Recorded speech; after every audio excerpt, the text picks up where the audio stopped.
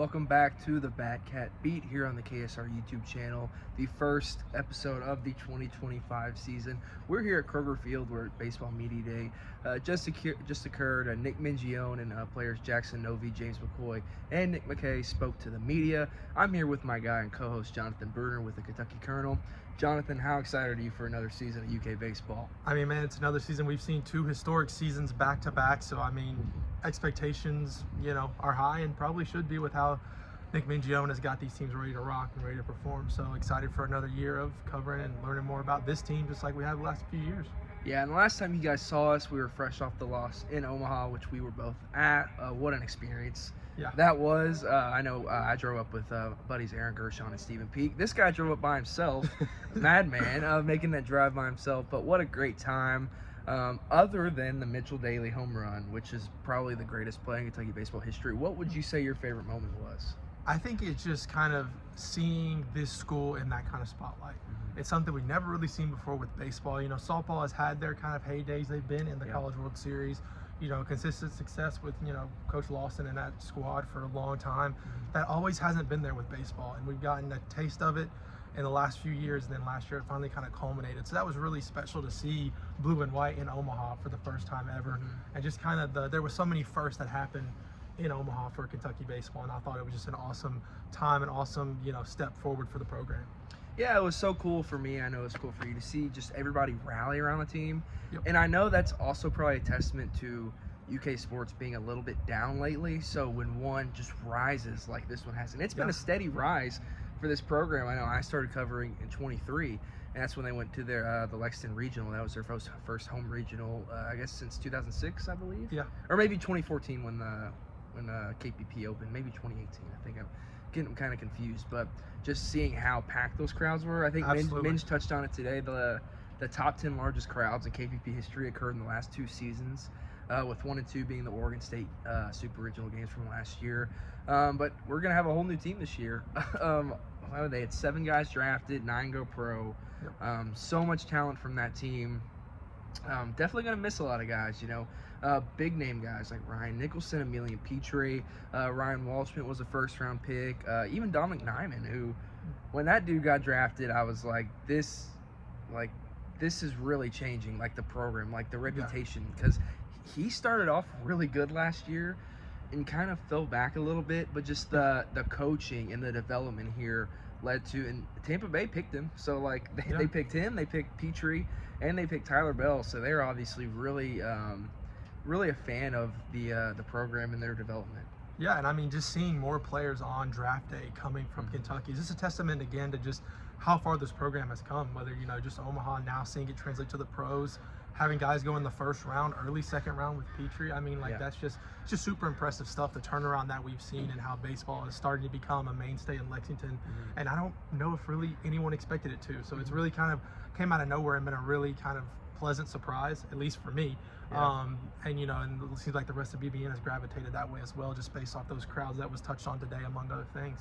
Yeah, and so now this is the 3rd or 4th season where the transfer portal has really been a big impact on building teams. So I think we're finally starting to see the formula that Mingione and guys are using. Last 2 years, all-time guys you're bringing in from the portal, Jackson Gray, Hunter Gillum, the year before last, and then last year, guys like Ryan Nicholson, some of those, Trey Poozer, who turned into a legend in the NCAA tournament. That guy really turned it on.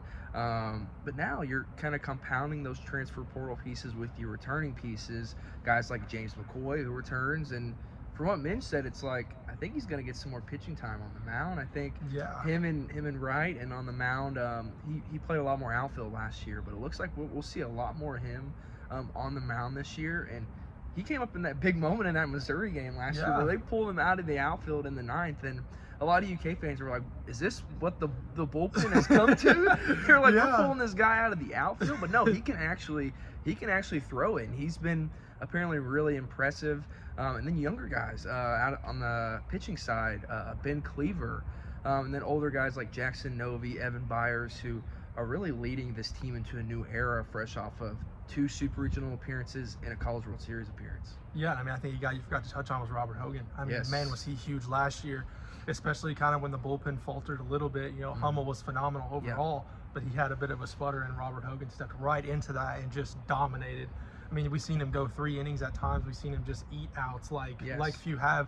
So I think having him back is going to be one of the most key pieces of this bullpen, and he's probably kind of my, I think, kind of anchor piece that I'm most excited to see back. Another full year of Robert Hogan, knowing the guy that left Omaha last year, because I think it kind of took him a while to come on, and then once he kind of was unleashed, we kind of seen who we're going to get to see all year this year, and I think that's going to be a huge part of the bullpen, no doubt. Yeah, and I know it was confirmed today that Nick McKay, right-hander from South Dakota State, will be in the starting rotation. So we know at least one of those guys. I've always been under the assumption that I believe that Robert Hogan might find his way into the rotation with how he was throwing last year. Ben Cleaver, again, another guy that Minch touched on.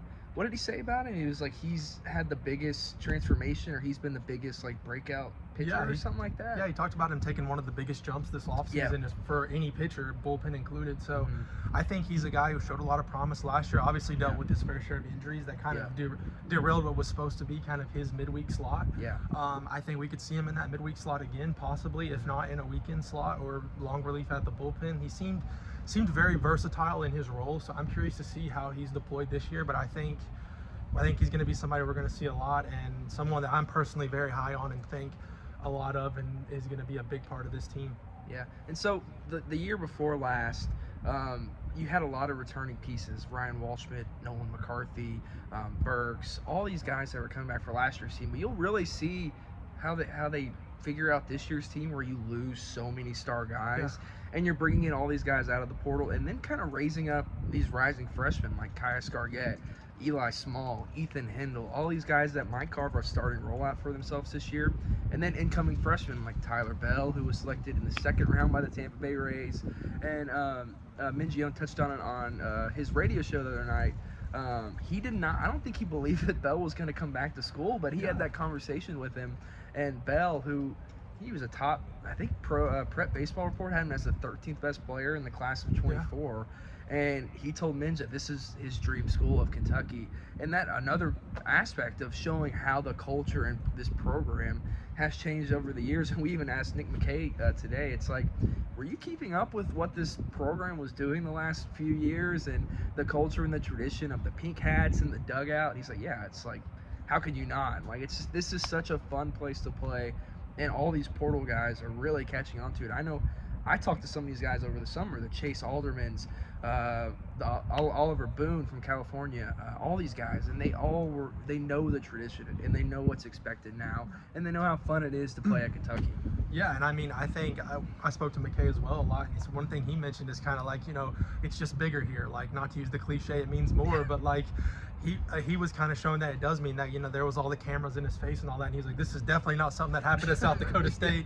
So, seeing a guy like him kind of make that transformation, and just in the portal, you've seen these guys come from out of nowhere schools and just be gems, just, diamonds in the rough every time.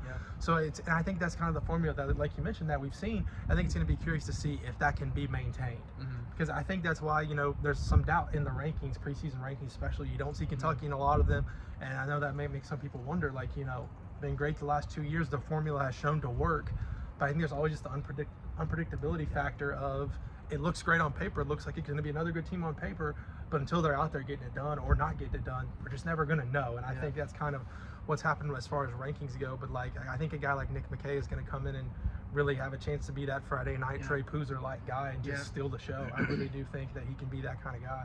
Yeah, he had 9 teams ranked in the preseason top 25 from the SEC. I believe D1 Baseball has Kentucky as the 12th or 13th projected finish in the SEC. And it's just another year of unknowns. We literally just got done talking about this the last 2 seasons of Kentucky baseball. You put this roster on paper, and you're like, if it works, it could be really good. If it doesn't work, I don't know about that. And for 2 straight seasons, it's worked pretty damn well. These low-risk, high-reward guys that they're bringing in, Hunter Gillum from Longwood, Jackson Gray from Western Kentucky. Ryan Nicholson was proven at Cincinnati, but no one expected him to come in, especially at the beginning of the season, because Ryan was really struggling, and then he ends up hitting 24 home runs, which is tied for the most in UK history. And all these guys that they're bringing in, they're booming. And that's just a testament to the staff, the coaching, the culture here. And once again, you bring this portal class in, and if they can boom, these guys can be really, really good again. Yeah, I mean, I think you nailed it. I think, another top 10 portal class, like everything on paper looks like the system is going to work again. A lot of experience. I think some of the guys that came back are very key. Like I know Devin Burks wasn't really getting it done at the plate like we had seen in years past with him, but even like McKay, brand new guy, mentioned how having him behind there is like bridging the position into one. He mentioned how being out there with Devin, it doesn't feel like it's a pitcher and a catcher. It feels like it's intertwined into one, and that was a testament to his leadership and his ability as a teammate and defensive ability. But I think it's going to be. I think this team to me has maybe a little bit more depth than last year. Yes. I think there's a little bit more of like unknown of who's going to start. There's a lot of different guys that are going to, or at least in the mix that we can think of. Obviously it might be a little different internally, but there's a lot of different guys that we can be like, they got a real case to start. They got a real case to make some noise. Yeah. And even Coach Mingione mentioned how there's going to be some freshman pitchers that could see some real playing time. And I think seeing that all across the board from freshman to McKay in his 7th year of college baseball, seeing that all across the board is what's going to make this team very unique, kind of like last year. Last year it seemed like a lot older, so to speak. Yeah. And I think this year you might see a little bit of kind of the youth and the older guys at the same time. I think it's going to be an interesting dynamic to focus on as well. Yeah, I'm glad you brought up the depth, because that's one thing that I think is most people aren't really talking about, especially on the catching side. You saw last season and the season before, Devin Burks is catching a lot,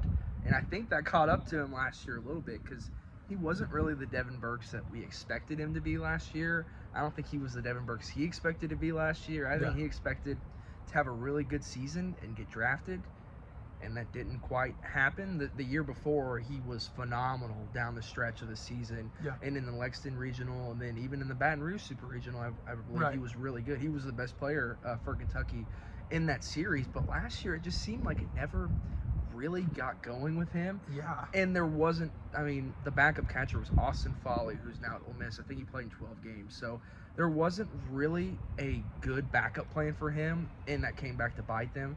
Yeah. But then they went in the portal this season, got Rafael Peltier. Is that how Minge said it? I think so, yeah. Because I was saying Peletier all offseason. I guess it's Peltier. So another Canadian, like Emilian Petrie, catcher from Kansas State. 4 years of experience. This is a guy that you can slot in and play, and he's just like an everyday starter. He's not a freshman or a sophomore trying to get reps in and trying to get better. He's a proven guy. I think Minge said he's played in a regional. He knows what D1 baseball is. He came from Kansas State in the Big 12. So just a lot of depth pieces, which I really, really think is going to be good for them, especially even in the infield. You've got your Tyler Bells, but then you got Luke Lawrence from Illinois State. Caius Gargett can play that position. Ethan Hindle can play any of these positions. Eli Small can play third and outfield. Just a lot of depth, and I think that'll come back to be really good for them this season after it kind of bit them in the behind a little bit last year. Yeah, I think especially on the pitching side, it really showed, because once it kind of got to that, it felt like in Omaha, like to me at least, once it got to where they had to win 2 games in one day and Poozer was already burned, you could just tell the writing was on the wall that the run was coming to a halt unless something miraculous happened. And it obviously did. And I think, having that pitching depth this year could be the difference maker in how this team could maybe make even a deeper run. But like we always said, it's just kind of the unknown of Kentucky baseball, and that's what's always so fascinating, is that until they play, we're never going to know what this team is about. It seems like everything could go good again, but then we never know if the transfers bust, and then then it could be a long year.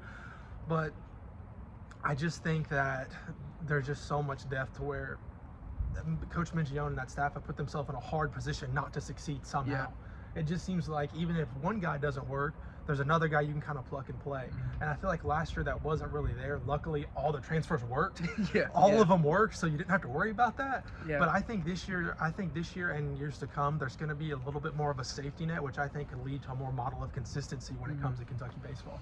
Yeah, and we haven't touched on yet the addition of Oklahoma and Texas to the SEC is going to be really fascinating to watch play out. Both of those teams do play at Kentucky this year, so they don't get to travel to Austin or Norman. So seeing those programs come in here is going to be another added thing on just how stacked the SEC is. I think 5 of Kentucky's 10 SEC series this year are against teams that are ranked in D1 baseball's preseason top 25. I know some teams got it worse than others. I believe Mississippi State gets to only play 3 ranked teams. Yeah. And then you have, oh man, I can't remember what team it was, but I just did the preview on it. But they play 7 of the 10 or the 9 ranked. I think it was Missouri. They have a rough road. It's either Missouri or Auburn.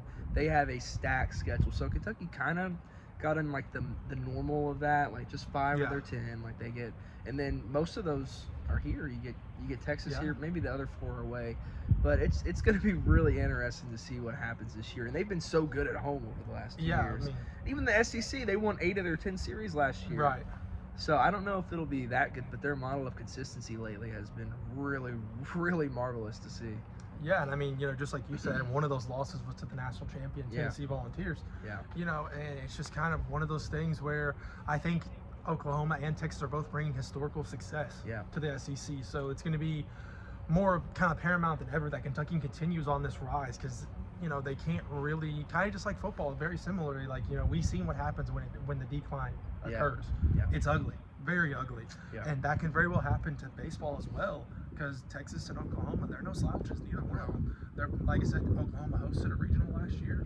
Texas is always in the mix. They're preseason D1 19th, I think, something like that. Yeah, so it's just kind of one of those things where they're going to have to continue the rise, and if not, then they're going to kind of perish, and that's a kind of an unfortunate way to think about it, but it's kind of the reality of the situation that we're in, is like SEC is going to only continue to get better, but it does seem like Kentucky is also going to only continue to get better. So we'll just have to wait and see once they hit the field on Valentine's Day. Yeah, we'll have to see how this disrespect from D1 baseball continues to go. They weren't ranked in the preseason top 25 the last 2 seasons. 2023, I think they finished 17th. Last season they finished 3rd, just behind Tennessee and Texas A&M. There were other outlets that had Kentucky in the top 25, but I think D1 baseball is kind of like the AP for basketball and football. That's kind of the one that everyone follows. So it should definitely be interesting to see if they're eating crow. Once again, before we get out of here, I kind of wanted to go over what we think the lineups will be on opening day, which take all of this with a grain of salt. I don't even think Nick knows what he's gonna do. He seemed like there was still some position battles going on, and like he even mentioned how they're they got scrimmages going on now, and he kind of mentioned how he might think he has a blueprint of how it's gonna go, but even he was a little more like, I don't know, some of this could still kind of play out differently. And he also mentioned how it's going to be a revolving door at some places. And I'll start off with the position. I think third's going to be the one where we see a lot of different faces. I mean, even second could be as well.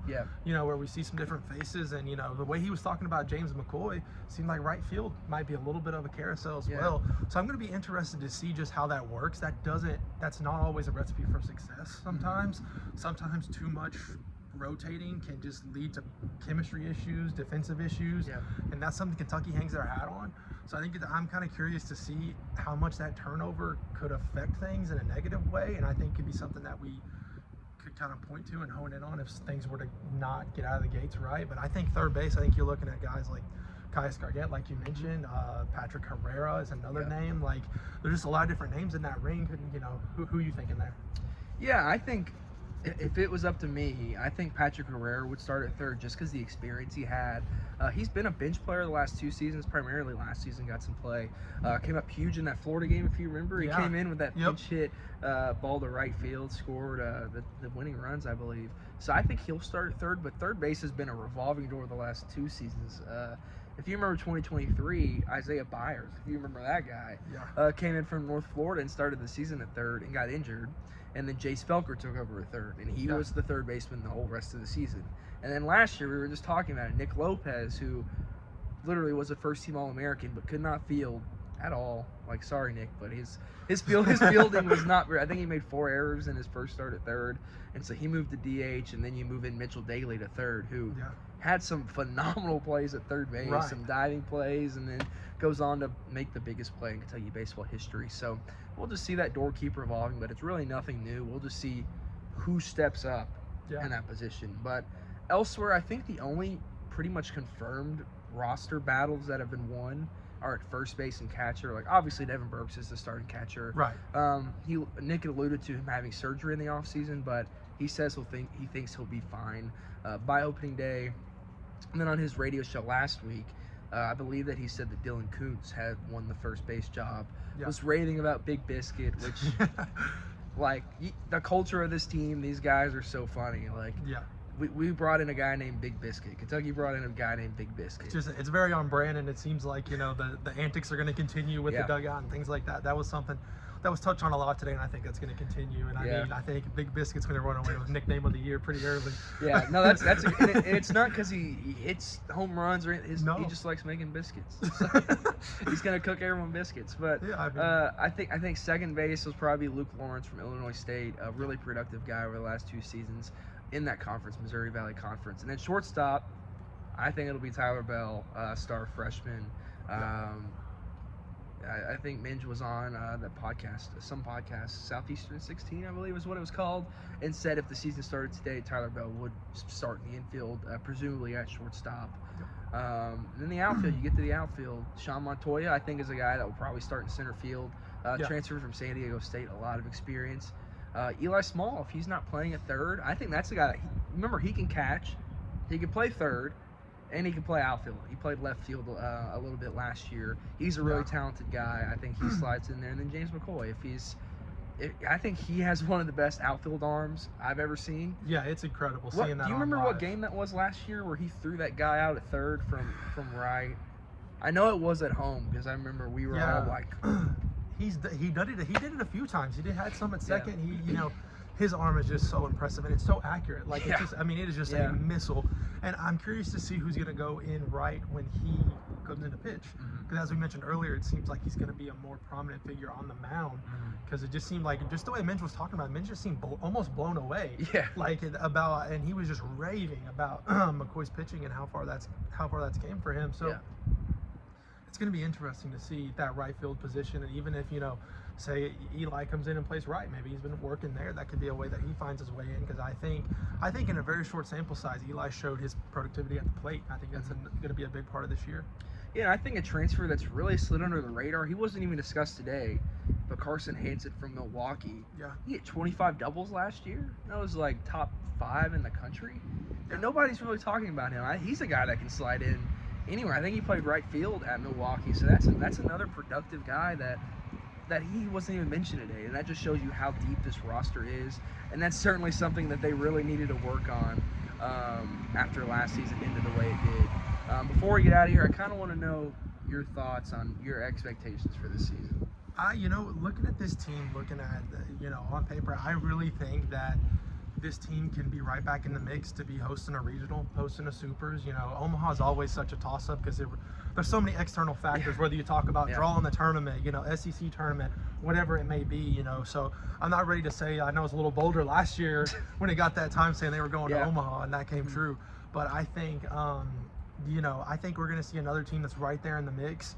Maybe not quite SEC champions, but I think 13th is what they were projected D1 baseball. I think that's way too low. I think they're going to be right more in kind of like the 4 to 6 area. It's about where I would have them. I think, like I said, they're going to be right in the mix to host another regional, and then you never know what's going to happen from there. But I would say anywhere between 4 to 6 in the SEC is about where I think they're going to be. Maybe just a step down in win percentage from last year, maybe a few more losses, but I still think going to be a very formidable team. What about you? I agree. I definitely think just a bit of a step down. That's just how loaded the SEC is. Last year, I'm not saying that Kentucky won because it was a down year, but it was a bit of a down year in the SEC. LSU wasn't as near as good as they could have been. Florida wasn't as near as good as it could have been. And you saw those teams turn it on near the end of the season. Georgia was a standout last year, and I think they'll be really, really good this year. They brought in some good pieces, including Noah McCarthy, who we would have loved to have back at Kentucky. Made some phenomenal plays for them last year. I think they'll be right up there. LSU is reloaded. They have a phenomenal freshman class that will contribute right away. Guys like Jared Jones back, Michael Braswell back for his final season. Then Florida's just reloading. They've got some great guys, and the season after the Jack Caglione era, Texas A&M, obviously they lost their head coach, but they brought back pretty much their entire team, just despite Schlossnagel for leaving. Literally, Ryan Prager was awesome last year, and he got drafted. And it was like, no, I'm just going to come back. I'm going to come back and win. I think he's preseason SEC Pitcher of the Year. Chase Laviolette is SEC Preseason Player of the Year. That is a absolutely stacked team full of prospects in the upcoming MLB drafts. There's a lot of talent. Mississippi State, Vanderbilt, just to name other few. So it'll be definitely harder for Kentucky this season. But we said that the last 2 seasons. We said, we don't know what this team is, especially 23. Looking at that roster preseason, you're like, these guys are unproven. Like, they're playing guys from Western, Longwood, guys like that, and then they go on to do what they did. Last year, that team went on to do what they did. So I don't think anyone should be making preseason expectations and picks for this Kentucky team because I don't think anyone really knows. Like, other teams are pretty established, like with an LSU or Florida. You pretty much know what you're going to have because they bring back so many guys, Georgia. But Kentucky brings back 2 guys that were in the starting lineup last year, James McCoy and Devin Burks. They bring back 1 start. Do you even know who that was? Did Cleaver get 1 start? I think it was Cleaver in a midweek game last year. I think he started 1 midweek game. Yeah. Because I think Lafferty might have came out of 1 or something, but that wouldn't be a start, though. I think Cleaver started 1 midweek game, I want to say. I think that's what Mitch said. We bring back 1 start on the mound. But a lot of bullpen experience. Jackson Noe, Evan Byers, like I said, Simon Gregerson from Indiana State, a few other guys with experience. So should definitely get that rolling again in the wake of the Johnny Hummels and the Cam O'Briens of the world. You talk about hits. Yeah. Those guys were hits. Yeah. But I think we're gonna wrap things up here. We're sitting out here. It's getting a little chilly here at Kroger Field. It was warm yesterday. It was kind of warm this morning, and now it's kind of cold. He's rocking the short sleeve shirt. I'm a little warm. February in Kentucky, after all. Look a little cold out here, but February in Kentucky, indeed. Kentucky starts its regular season February 14th at Lipscomb. I believe the home opener is on the 18th against Morehead State, if I have that right. Yep. So a lot of fan excitement. I know a lot of people are really excited for this team. They'll be really excited after hearing what Nick had to say at Media Day. Lots of good vibes. This was my 3rd Media Day Kentucky baseball. And this was the most joyous Minge has been. Minge was feeling himself today. He really was, yeah. He was up there puffing that chest and talking. I mean, how could you not? We go to Omaha last season for the first time ever. It was really cool to see. I mean, absolutely, yeah. And it's just ready to get started on another year and see what happens with this team. I think this team's going to be unique in their own way like last year's team was, and excited to be along for the ride and see what's next. Ready for another year of Kentucky baseball. Ready for another year of the Batcat Beat. Absolutely. Here on the KSR YouTube channel, my guy, Jonathan Bruner. Follow him on X or Twitter. Have you changed that name yet? No, not changed the name. It is still JB239965, and all my work will be on kykernel.com, along with my colleagues as well, covering some baseball as well. You can follow me on X / formerly Twitter at Daniel Hager KSR. You can expect the coverage to keep rolling around the clock until the 14th and onwards. Hopefully to an Omaha appearance for the 2nd straight year. We'll have to wait and see. Thanks for watching, and we'll see you guys next time. Hey.